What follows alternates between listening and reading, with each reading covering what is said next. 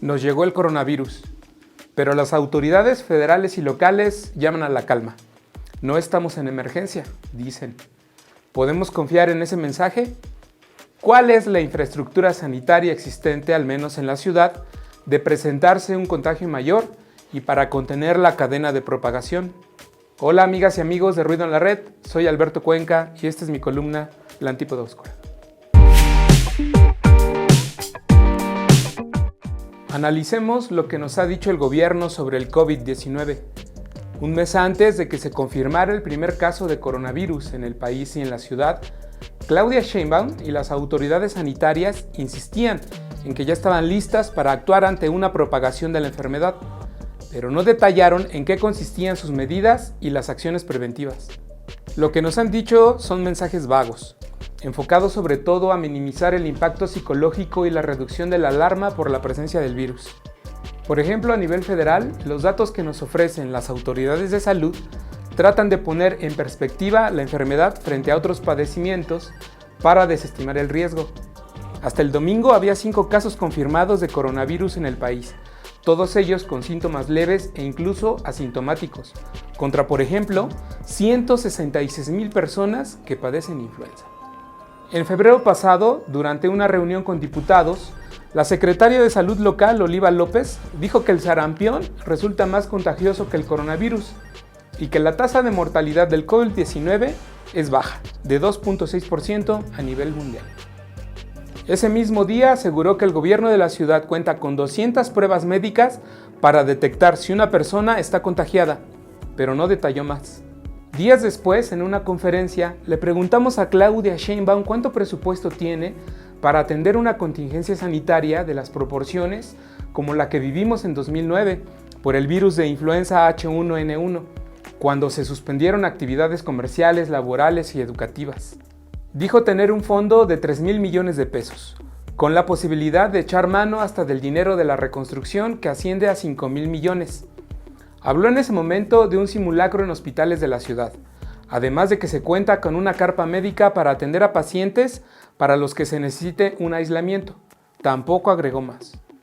Contrario a los dichos de Sheinbaum sobre la necesidad de tener ese fondo de recursos, el subsecretario de Salud Federal, Hugo López-Gatell, soslayó la propuesta del diputado de Morena, Mario Delgado, de contar con 25,000 millones de pesos a nivel nacional para reaccionar ante una eventual epidemia de coronavirus en México.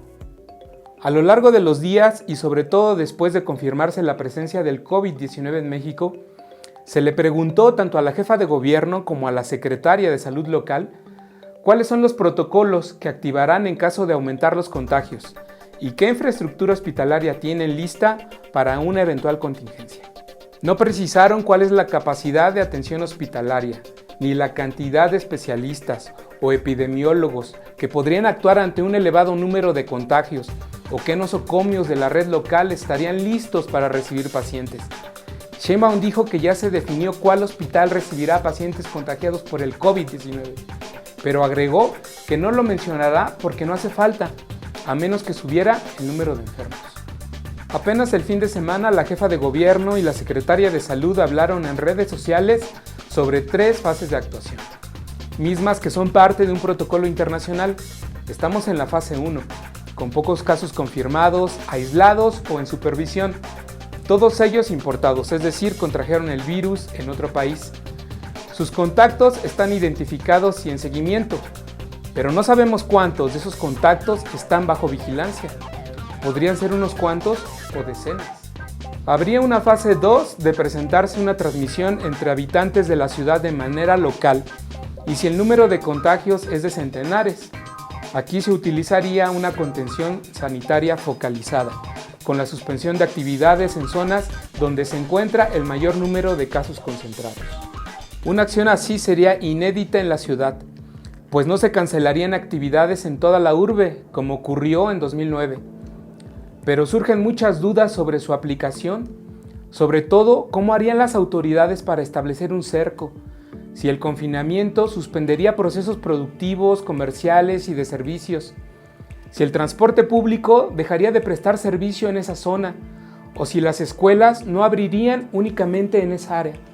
Las personas dentro de ese cerco regional estarían impedidas para trasladarse al resto de la ciudad. Según estimaciones de las autoridades de salud federal, a esta fase de propagación local se podría llegar entre 40 y 50 días, pero solo si no se hiciera nada para tratar de contener la cadena de propagación. La fase 3 se presentaría cuando hubiera miles de casos y las autoridades enfrentaran problemas para romper las cadenas de propagación. En esa fase se tomarían decisiones drásticas, como suspender actividades masivas o escolares. Un escenario así no sería nuevo, pues ya ocurrió con la influenza H1N1, con un alto costo económico para los sectores comercial y de servicios. En medio de este escenario, la semana pasada la jefa de gobierno reconoció que en la red hospitalaria local hubo desabasto de medicamentos e insumos a inicio de año. La cobertura llegó a un 85%, porque de acuerdo con la mandataria, se enfrentaron problemas en la logística de distribución y algunos retrasos en los pagos.